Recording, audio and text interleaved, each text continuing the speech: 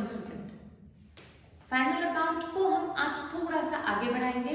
आज भी हम एक कंसेप्ट देखेंगे, सिंपल है बट समझ में आना चाहिए क्योंकि ये कंसेप्ट इंपॉर्टेंट रहेगा फॉर पोस्टिंग। जब मैं फाइनल अकाउंट में पोस्टिंग करती हूँ, ट्रेडिंग, P&L, बैलेंस शीट, तो ये कंसेप्ट सबका क्लियर होना चाहिए। अगर ये आपका कंसेप्ट क्लियर है तो आप कोई भी डिफिकल्ट एंट्री आसानी से पोस्ट कर सकते हैं इन फाइनल अकाउंट। और ये सारे फाइनल अकाउंट के लिए आपको याद रखना है, सारे यानी जैसे हम इस साल सोल ट्रेडिंग कंसर्न का फाइनल अकाउंट देख रहे हैं जहां सिंगल ओनर है, सेम कंसेप्ट लगेगा फॉर पार्टनरशिप, सेम कंसेप्ट लगेगा for companies final account, same concept लगेगा for banking companies, same concept लगता है फॉर इंश्योरेंस कंपनी। तो ये सारे जो कंसेप्ट होते हैं पोस्टिंग का, आज किस तरीके से पोस्ट करना पड़ता है, क्यों ट्रेडिंग में जाएगा, क्यों P&L में जाएगा, क्यों बैलेंस शीट में हम पोस्ट करेंगे, ये कंसेप्ट आज हम क्लियर करेंगे। ठीक, तो एक बार जितना भी हमने लास्ट 2 पीरियड में कंसेप्ट को क्लियर किया है,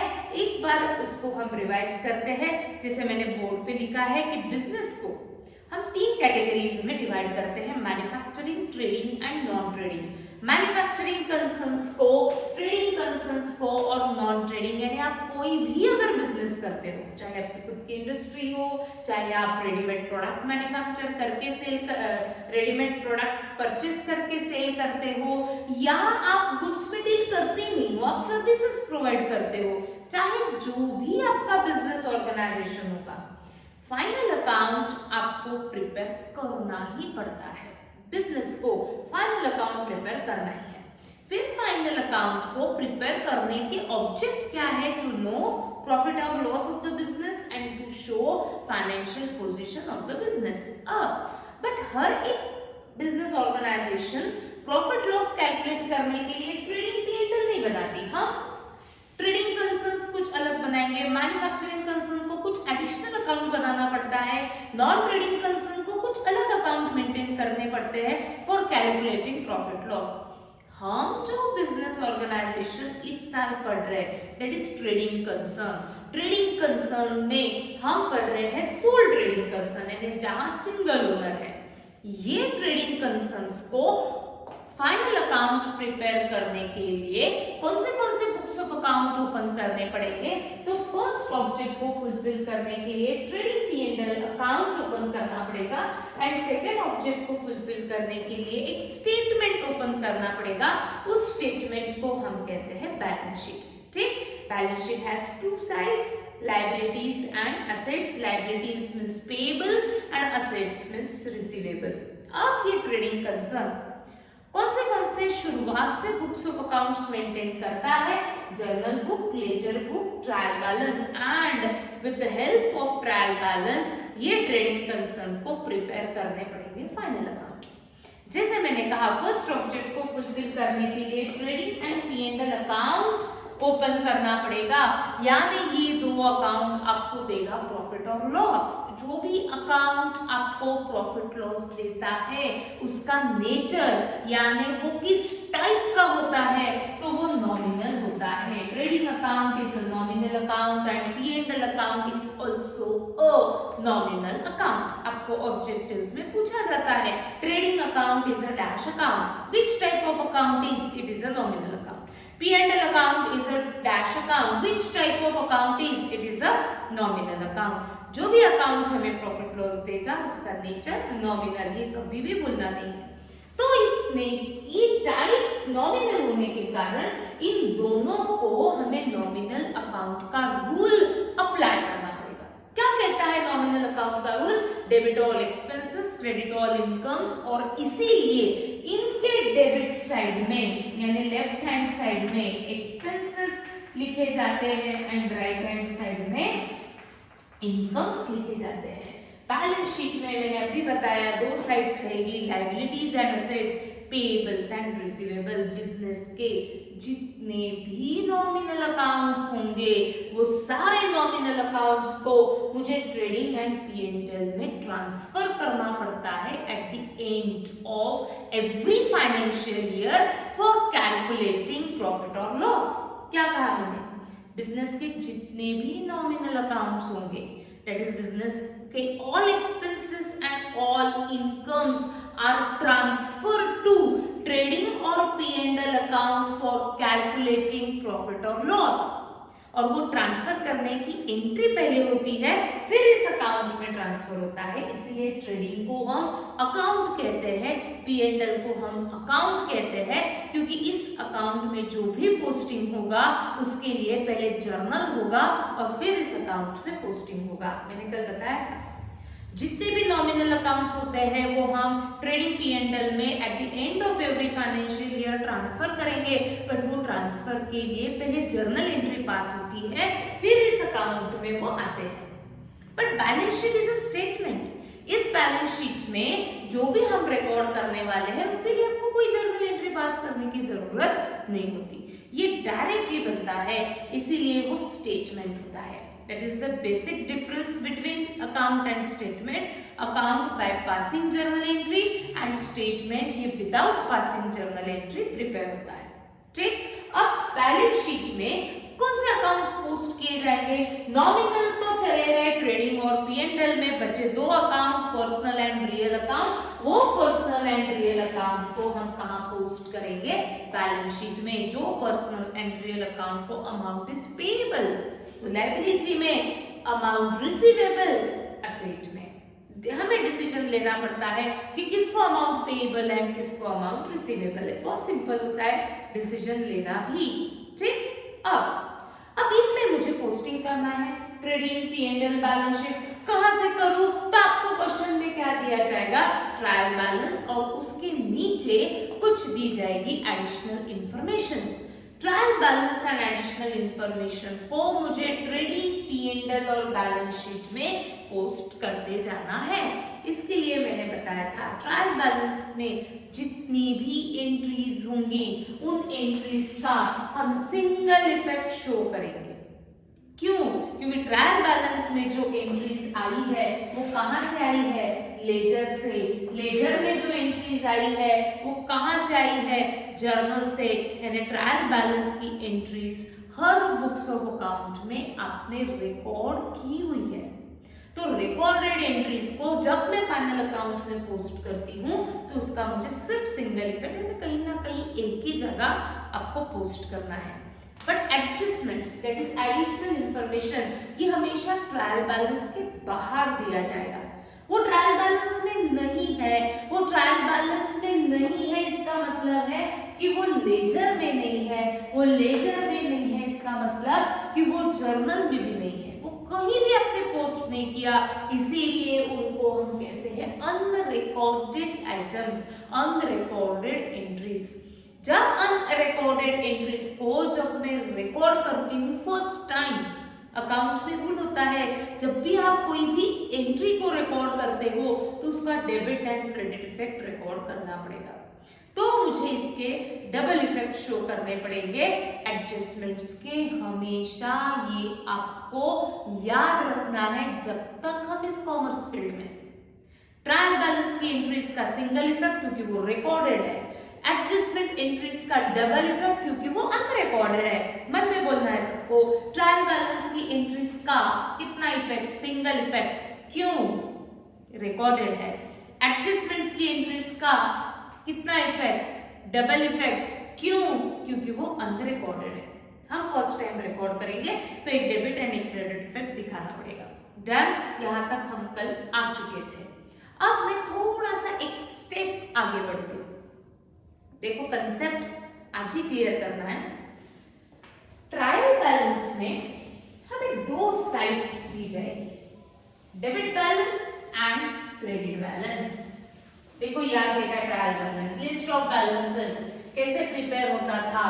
कुछ अकाउंट को डेबिट बैलेंस होता था और कुछ अकाउंट को क्रेडिट बैलेंस होता था। ऐसा हम करना थे, याद है सबको? Particulars, debit balance and credit balance. फिर ये दोनों की टोटल मैच होती थी और ये मैच होनी चाहिए, ठीक है। Debit balance and credit balance ही हमारा होता है ट्रायल बैलेंस। अब इसमें जितनी भी एंट्रीज होंगी ये एंट्रीज को मुझे ट्रेडिंग अकाउंट, P&L अकाउंट, और बैलेंस शीट में पोस्ट करना पड़ेगा।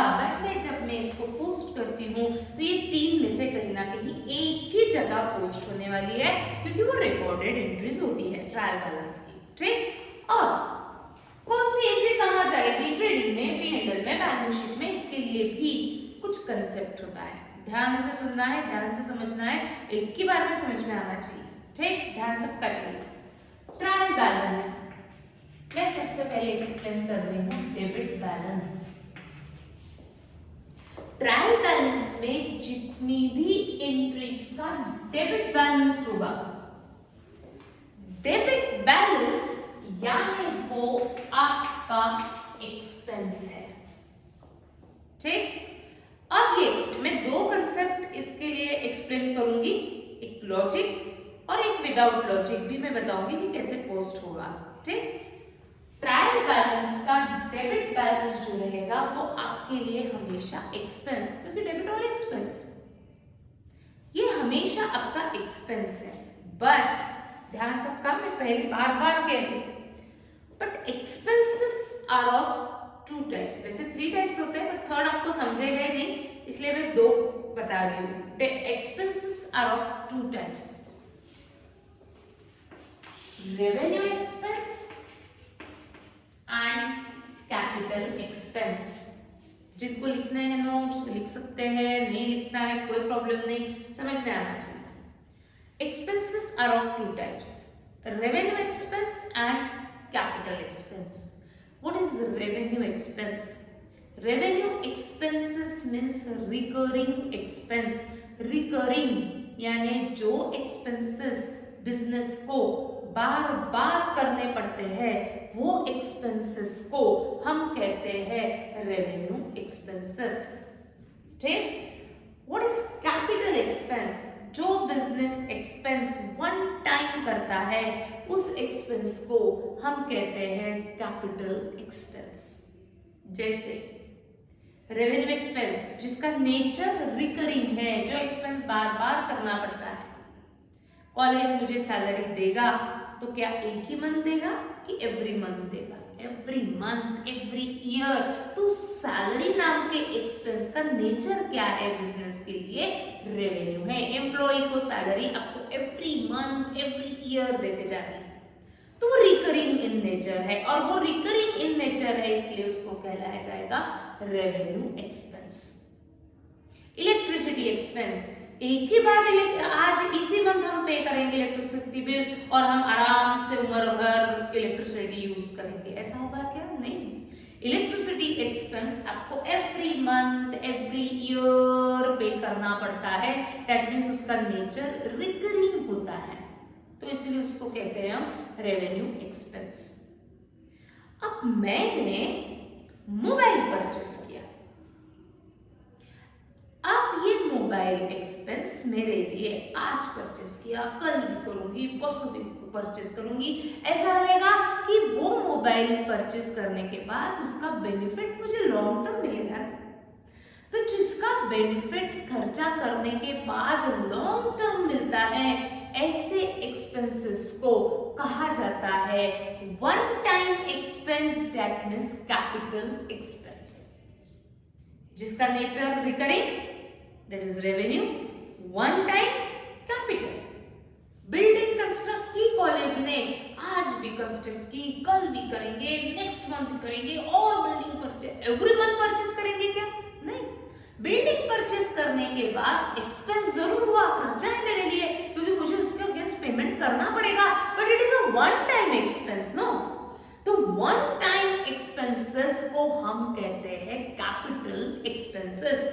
दोनों को डिफरेंशिएट करते हुए आना चाहिए, यानी आना ही चाहिए। एक्सपेंसेस, डेबिट बैलेंस यानी एक्सपेंस, और एक्सपेंसेस मैंने बताया दो टाइप के रहेंगे, रेवेन्यू एंड कैपिटल। मैं कभी भी पूछूंगी, असाइनमेंट सबमिट करने आ रहे हो तो व्हाट इज रेवेन्यू एक्सपेंस, तुरंत आना चाहिए what is revenue expense. Expense जिसका नेचर रिकरिंग है, जो बार बार करने पड़ते हैं।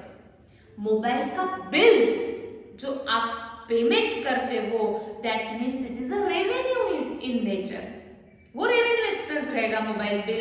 बट वन टाइम एक्सपेंस किसको कहेंगे? जो खर्चा करने के बाद एक ही बार आप करते हो बट उसका बेनिफिट आपको लॉन्ग टर्म मिलता है, दैट इज अ रेवेन्यू नहीं, that is a capital expense. देखो समझा है क्या?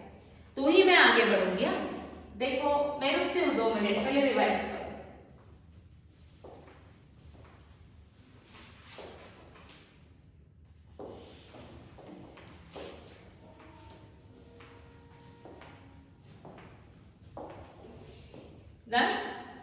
डेबिट बैलेंस, ट्रायल बैलेंस का डेबिट बैलेंस यानी आपके लिए होगा एक्सपेंडिचर, बट इस एक्सपेंस में 2 टाइप के एक्सपेंसेस मिलेंगे आपको, revenue and capital. Revenue means जिसका नेचर रिकरिंग है, capital means it is a one time expense. जो भी रेवेन्यू एक्सपेंसेस रहेंगे वो रेवेन्यू एक्सपेंसेस हमें पोस्ट करने हैं ट्रेडिंग और P&L अकाउंट के डेबिट में ही, क्योंकि डेबिट बैलेंस रहेगा। जो डेबिट में है वो डेबिट में ही जाएगा। तो ट्रेडिंग के डेबिट में, P&L के डेबिट में आपको पोस्ट करने पड़ते हैं रेवेन्यू एक्सपेंसेस। अब पढ़ने के बाद मुझे पता करना है सैलरी। मैं सोचूंगी, कुछ दिन तो हमको सोचना ही है। एक बार आप इसके ऊपर ट्रेंड हो जाते हो तो आप देखने से पता कर सकते हो salary it is a revenue expense, building it is your capital expense, ठीक। बट पहले हमको सोचना पड़ेगा। सैलरी अगर दिखा तो मैं सोचूंगी डेबिट बैलेंस है ना, तो मैं सोचूंगी ये रेवेन्यू है कि कैपिटल है। फिर मैं सोचती हूँ बिजनेस को सैलरी एवरी मंथ पे करना पड़ेगा, दैट मींस बिजनेस के लिए वो रेवेन्यू एक्सपेंस है। देखो कुछ दिन तो समय लगेगा, बट धीरे धीरे हम इस टॉपिक पे ऐसा कमांड लाएंगे कि आपको देखने से पोस्टिंग करते हुए आना चाहिए कि ट्रेडिंग में जाएगा, P&L में जाएगा या बैलेंस शीट में जाएगा। इतना प्रैक्टिस हमको करना है, ठीक। तो आगे बढ़ते हैं। जितने भी बिजनेस के रेवेन्यू एक्सपेंसेस होते हैं, salary, electricity bill, mobile bill, wages, carriage, जितने भी रेवेन्यू एक्सपेंसेस जो बिजनेस बार बार करेगा वो एक्सपेंसेस को हमें ट्रेडिंग P&L में ट्रांसफर करना पड़ेगा। कहां ट्रांसफर करेंगे? उनके डेबिट साइड। क्यों डेबिट साइड? क्योंकि वो एक्सपेंस है एंड रूल कहता है डेबिट ऑल एक्सपेंसेस, और उनका बैलेंस में, ट्रायल बैलेंस में क्या है? डेबिट बैलेंस है। ये क्लियर है सबको? जितने भी कैपिटल एक्सपेंसेस रहेंगे, that is a one time expense, जो खर्चा करने के बाद उसका बेनिफिट मुझे लॉन्ग टर्म मिलने वाला है, ऐसे एक्सपेंसेस को हम कैपिटल एक्सपेंस कहेंगे। एंड ऑल कैपिटल एक्सपेंसेस आपके लिए रहते हैं असेट्स, यानी वो मुझे कहां पोस्ट करना पड़ेगा? बैलेंस शीट के असेट में। बैलेंस शीट में डेबिट क्रेडिट नहीं रहता, बैलेंस शीट में 2 साइड्स रहती है, लायबिलिटीज एंड असेट्स, ठीक। तो असेट्स कहां पोस्ट किए जाएंगे? बैलेंस शीट के राइट हैंड साइड में, ठीक। समझ में आया ना? ट्रायल बैलेंस का मैं पहले सिर्फ एक्सप्लेन कर रही हूं कि डेबिट बैलेंस कहां कहां पोस्ट किया जा सकता है। डेबिट बैलेंस में से हमको जानने हैं कि रेवेन्यू कौन से है और कैपिटल कौन से है। जितने भी रेवेन्यू एक्सपेंसेस रहेंगे वो ट्रेडिंग नहीं तो P&L अकाउंट में ट्रांसफर किए जाएंगे। जितने भी वन टाइम एक्सपेंसेस रहेंगे वो हमें असेट में ट्रांसफर करना पड़ेगा, ठीक ना। अब क्रेडिट बैलेंस, ट्रायल बैलेंस में जो भी क्रेडिट बैलेंसेस रहेंगे वो आपके लिए रहेंगे इनकम्स, क्योंकि क्रेडिट ऑल इनकम्स रूल ही है। मैं कुछ और अलग कुछ नहीं बोल रही हूं। डेबिट ऑल एक्सपेंसेस तो डेबिट बैलेंस एक्सपेंस रहेगा, क्रेडिट ऑल इनकम्स तो क्रेडिट बैलेंस इनकम रहेगा। But again income are of 2 types, revenue income and capital income. Revenue जो इनकम हमें बार बार मिलता है, कॉलेज को फीस एवरी ईयर मिलती है, तो फीस कॉलेज के लिए क्या रहेगा? Revenue income. दैट मीन्स ये रेवेन्यू इनकम हो गया। And capital income means one time income, एक ही बार मिलेगा, ऐसे इनकम को हम कहते हैं कैपिटल इनकम। सपोज हमने आपसे डोनेशन लिया फॉर बिल्डिंग कंस्ट्रक्शन, तो बिल्डिंग मानना है, चलो डोनेशन दो। ये डोनेशन हम एक ही बार लेंगे ना, तो कॉलेज के लिए वो डोनेशन रहेगा कैपिटल इनकम, क्योंकि वो वन टाइम इनकम है। ऐसे इनकम्स को हम कैपिटल इनकम कहते हैं, that is a one time income. जितने भी रेवेन्यू इनकम्स, हमको सोचना पड़ेगा कि कौन से बिजनेस के रेवेन्यू इनकम से बार बार होंगे, कौन से वन टाइम होगा। सोचने का हेल्प आप मेरे से ही लेंगे, आप अपने मन से कुछ भी नहीं सोचेंगे, ठीक। तो रेवेन्यू इनकम हमें पोस्ट करने पड़ेंगे ट्रेडिंग और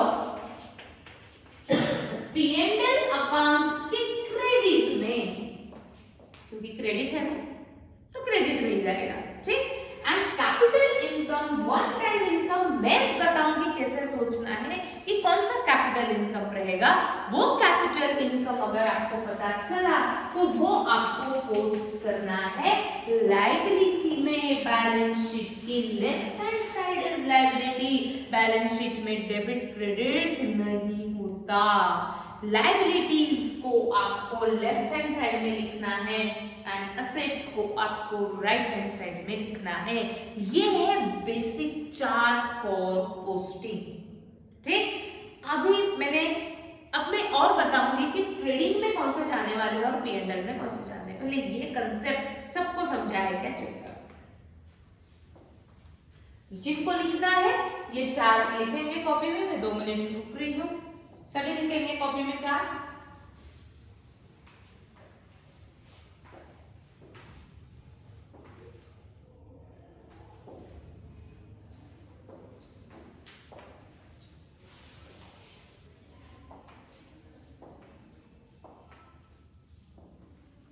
लिखेंगे सभी चार्ट।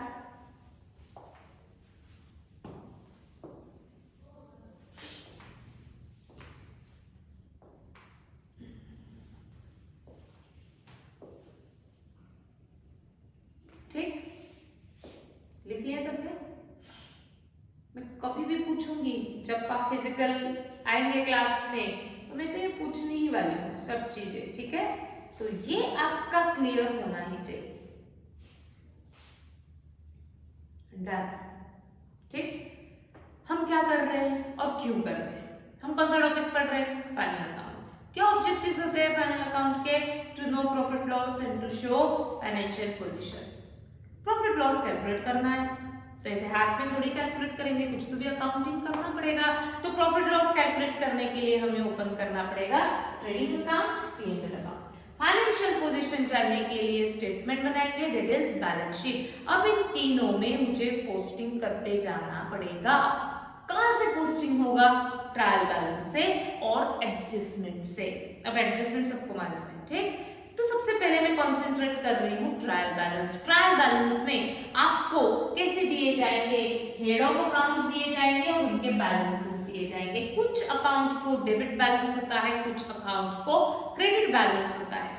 तो सबसे पहले मैंने एक्सप्लेन किया डेबिट बैलेंस। डेबिट बैलेंसेस यानी एक्सपेंसेस, डेबिट यानी एक्सपेंसेस। बट एक्सपेंसेस को मैंने 2 पार्ट में डिवाइड किया। कौन से expense, revenue expense and capital expense. Revenue expense यानी जिसका नेचर रिकरिंग होता है, जो एक्सपेंसेस हमें बार बार करने पड़ते हैं, वो एक्सपेंसेस हमारे लिए होते हैं रेवेन्यू एक्सपेंस। जो एक्सपेंसेस हम एक ही बार करते हैं, that is a one time expense, वो एक्सपेंस हमारे लिए होते हैं कैपिटल एक्सपेंसेस। रेवेन्यू एक्सपेंस है जो एक्सपेंसेस बिजनेस बार बार करेगा, उनको आपको उठाना है और ट्रेडिंग P&L में ट्रांसफर करना है। जो वन टाइम एक्सपेंसेस होते हैं उनको आपको उठाना है और बैलेंस शीट में असेट में ट्रांसफर करना है। ये हो गया डेबिट बैलेंस का चार्ट। क्रेडिट बैलेंसेस हमारे लिए होगा इनकम, क्योंकि credit all incomes. But income are of 2 types, that is revenue income and capital income. Revenue income जिसका नेचर रिकरिंग है, बार बार पैसा मिलता है। अच्छा मेरे लिए सोचो, मेरे लिए क्या रेवेन्यू इनकम रहेगा, मेरे लिए रहेगा सैलरी। सैलरी मुझे इस मंथ भी मिल रही है, नेक्स्ट मंथ भी मिल रही है, उसके बाद भी मिल रही है, एवरी मंथ एवरी ईयर मिल रही है। तो मेरे लिए सैलरी रहेगा रेवेन्यू इनकम। समझा सबको, मेरे लिए एम्प्लॉय के लिए रेवेन्यू इनकम मुझे बार बार मिलने वाला इनकम है। Capital income it is a one time income. मान के चलो मुझे कुछ अवार्ड मिला जिसमें मुझे कैश मिली सपोज, तो ये इनकम क्या मुझे एवरी ईयर मिलेगा ही, ऐसा है क्या? नहीं, it is a one time income and one time income को हम कहेंगे कैपिटल इनकम। डन, समझा है सबको? और रेवेन्यू इनकम रहा तो उसको ट्रेडिंग P&L में, कैपिटल इनकम रहा तो उसको बैलेंस शीट के लायबिलिटी में। सोचना कैसा है मैं एक्सप्लेन करने वाली हूँ जब हम क्वेश्चन सॉल्व करेंगे तब, ठीक? अब इसका थोड़ा सा मैं आगे और बढ़ती हूँ। सबसे पहले डेबिट बैलेंस, ये क्या होता है? सबको बोलना है डेबिट बैलेंस यानी क्या होता है? एक्सपेंस। दो टाइप के एक्सपेंस, कौन से? Revenue and capital. रेवेन्यू यानी जिसका नेचर रिकरिंग है। कुछ एक्सपेंसेस ट्रेडिंग में जाने वाले हैं और कुछ एक्सपेंसेस P&L में जाने वाले हैं, क्योंकि इन दोनों में मुझे एक्सपेंसेस ही पोस्ट करने पड़ते हैं, बट उन्होंने आपको दो अकाउंट में डिवाइड करने के लिए कहा है। कुछ एक्सपेंसेस डालो ट्रेडिंग में, कुछ एक्सपेंसेस डालो P&L में। अब कौन से एक्सपेंस ट्रेडिंग में और कौन से एक्सपेंस P&L में? ट्रेडिंग में जाते हैं expenses relates to all trading activities, यानी जो गुड्स से रिलेटेड एक्सपेंसेस होते हैं, गुड्स खरीद रहे, फिर उसके ऊपर हम एक्सपेंसेस कर रहे, जो भी परचेस करते समय एक्सपेंस हुआ वो एक्सपेंस गुड्स परचेस करते समय। ट्रेडिंग एक्टिविटीज में गुड्स से रिलेटेड एंट्रीज होती है।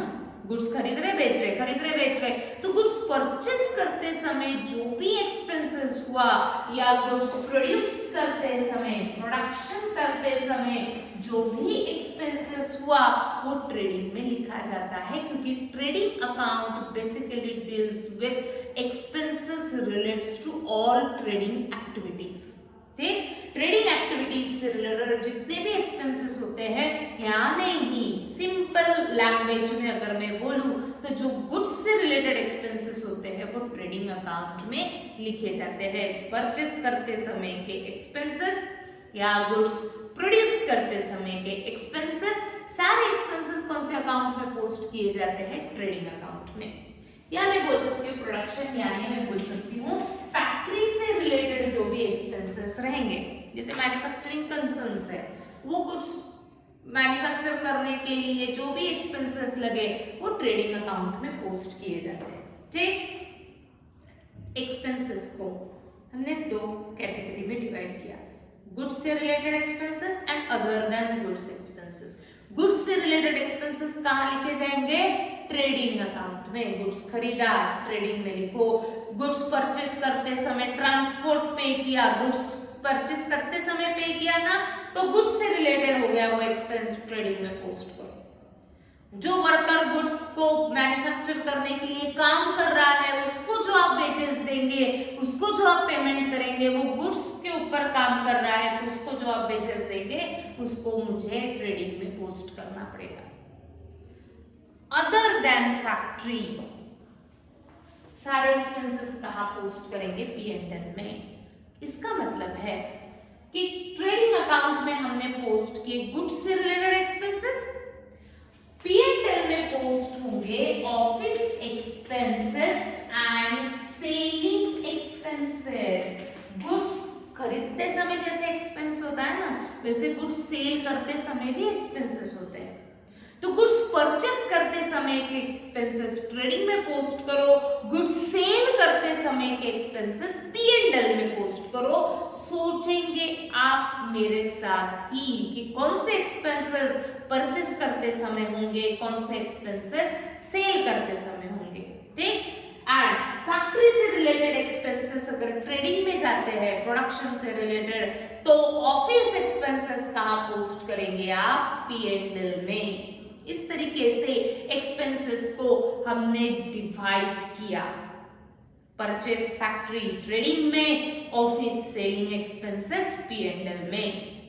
जो वन टाइम एक्सपेंसेस है वो असेट में। कैसे डिसीजन लेना है मेरा रिस्पॉन्सिबिलिटी, कि कैसे आपको समझाना है। ठीक, आगे वैसे ही अब इनकम को भी मैंने दो पार्ट में डिवाइड किया, revenue as well as capital. Revenue है तो वो ट्रेडिंग P&L P&L में पोस्ट होंगे, कैपिटल है तो लायबिलिटी में पोस्ट होंगे, ठीक। पर ट्रेडिंग P&L में कौन सा जाएगा ट्रेडिंग में इनकम और कौन सा जाएगा P&L में इनकम? ट्रेडिंग में सिर्फ एक ही इनकम जाता है, वो यानी सेल्स। बाकी कोई भी इनकम ट्रेडिंग अकाउंट में नहीं दिखता। अदर देन सेल्स जो भी इनकम होगा वो हमें पोस्ट करना पड़ेगा P&L में। अदर देन सेल्स, जैसे बैंक में मुझे इंटरेस्ट दिया, that is interest receive is our income, but वो सेल नहीं है तो वो इनकम कहाँ ट्रांसफर करो? P&L। Discount receive, dividend receive, other than sales जो भी इनकम होगा वो आपको कहाँ पोस्ट करना पड़ेगा? P&L अकाउंट के क्रेडिट में, क्योंकि क्रेडिट बैलेंस एंड इनकम है, ठीक। तो इस तरीके से आपको पोस्टिंग करना पड़ेगा। एक बार वापस ट्रायल बैलेंस का डेबिट देखना नहीं है बोर्ड पे। डेबिट बैलेंसेस यानी एक्सपेंसेस को दो पार्ट में मैंने डिवाइड किया, रेवेन्यू, कैपिटल। रेवेन्यू एक्सपेंसेस अगर है तो वो कहाँ पोस्ट किए जाएंगे? ट्रेडिंग, नहीं तो P&L। कैपिटल एक्सपेंस है तो कहाँ पोस्ट करेंगे? असेट में। ये चार्ट आपको आज ही रन करना है। रेवेन्यू एक्सपेंसेस मुझे ट्रेडिंग P&L में पोस्ट करने हैं, तो कुछ एक्सपेंसेस को मुझे ट्रेडिंग में ट्रांसफर करना है, कुछ एक्सपेंसेस को मुझे P&L में ट्रांसफर करना है। कौन से एक्सपेंस ट्रेडिंग में जाएंगे? जो गुड्स परचेस करते समय पे किए हैं या जो फैक्ट्री से रिलेटेड एक्सपेंसेस है वो जाते हैं ट्रेडिंग में। P&L में कौन से एक्सपेंस जाएंगे? इसके अलावा जो एक्सपेंस होंगे ऑफिस से रिलेटेड या गुड्स सेल करते समय जो एक्सपेंस हुए वो कहाँ पोस्ट करो? P&L में। यहाँ ट्रेडिंग में हम पोस्ट करेंगे गुड्स परचेस से रिलेटेड एक्सपेंस, गुड्स फैक्ट्री से रिलेटेड एक्सपेंस। P&L में पोस्ट होंगे office expense and selling expense, ठीक। Assets, capital expense, one time expense रहा तो उसको मुझे सिर्फ असेट में शो करना है। रेवेन्यू रहा तो दो जगह पोस्ट होगा। वैसे क्रेडिट मींस इनकम को हमने दो पार्ट में डिवाइड किया, revenue income and capital income. Revenue income जिसका नेचर बार बार पैसा मिलता है, that is revenue income. Revenue income है तो उसे मुझे ट्रेडिंग नहीं तो P&L में पोस्ट करना पड़ेगा। कौन सा इनकम ट्रेडिंग में जाएगा, कौन सा इनकम P&L में जाएगा? ट्रेडिंग में सिर्फ एक ही इनकम जाता है, वो यानी सेल्स। अदर देन सेल्स जो भी इनकम होगा वो पूरे के पूरे इनकम्स कहाँ लिखो? P&L में। ये हो गया रेवेन्यू। कैपिटल इनकम रहा तो वो एक ही जगह पोस्ट होगा, वो यानी लायबिलिटी। लिखेंगे सभी।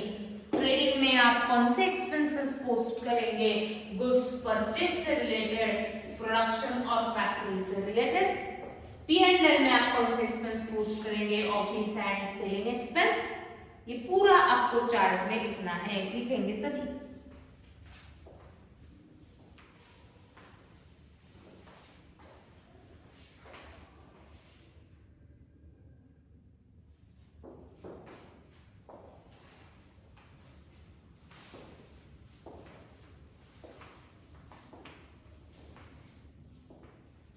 वन टाइम एक्सपेंसेस असेट में ही जाएगा सर। रेवेन्यू इनकम को वापस रेवेन्यू एंड कैपिटल में डिवाइड किया। रेवेन्यू दो जगह पोस्ट किए जाएंगे, ट्रेडिंग और P&L, बट ट्रेडिंग में कौन सा जाएगा इनकम? सिर्फ और सिर्फ सेल्स। अदर देन सेल्स जितने भी इनकम्स होते हैं वो P&L अकाउंट में ही आप पोस्ट करते हैं, that is profit and loss account में आप पोस्ट करते हैं। कैपिटल इनकम रहा तो वो एक ही जगह दिखेगा, दैट इज लायबिलिटी। डन। अब देखो ये चार्ट तो मैंने प्रिपेयर करके मैंने कंसेप्ट बता दिया, बट इसको हम जब तक क्वेश्चन के साथ सॉल्व नहीं करेंगे ये 100% नहीं समझता, मुझे भी मालूम है। तो कल से हम ये चार्ट को देखते हुए ही पोस्टिंग करेंगे ट्रेडिंग P&L बैलेंस शीट में, तब जाके ये कंसेप्ट्स आपके और क्लियर होंगे, ठीक। तो कल से हम स्टार्ट करेंगे क्वेश्चंस। इंटरेस्टिंग है, बहुत अच्छा टॉपिक है और आपको मजा भी आएगा सॉल्व करते समय। तो कल से हम देखेंगे कि एक्चुअल में कैसे डिसीजन लेना, revenue, capital, trading, P and L, liability, asset, कैसे डिसीजन लेना है। धीरे धीरे करके हम बढ़ेंगे आगे। ऐसा जरूरी नहीं है कि एक क्वेश्चन हमारा एक ही लेक्चर में कंप्लीट हो। बहुत बड़े बड़े क्वेश्चंस रहेंगे तो हो सकता है एक क्वेश्चन को कंप्लीट करने के लिए हमें 2 दिन लगे। ठीक, तो उसको कंटिन्यूशन में आपको देखना है और डेली इसके ऊपर डिस्कशन करो ताकि डाउट्स ना रहे। ठीक है, तो आज हम यहाँ एंड करते हैं लेक्चर। नहीं समझा है तो वापस एक बार वीडियो को देखो, तो टीम्स पे पूछ सकते हो, लाइव सेशन में पूछ सकते हो और फिर हम कल से करेंगे प्रॉब्लम्स को सॉल्व कैसे किया जाता है। ठीक है, तो कल बढ़ेंगे आगे। Thank you.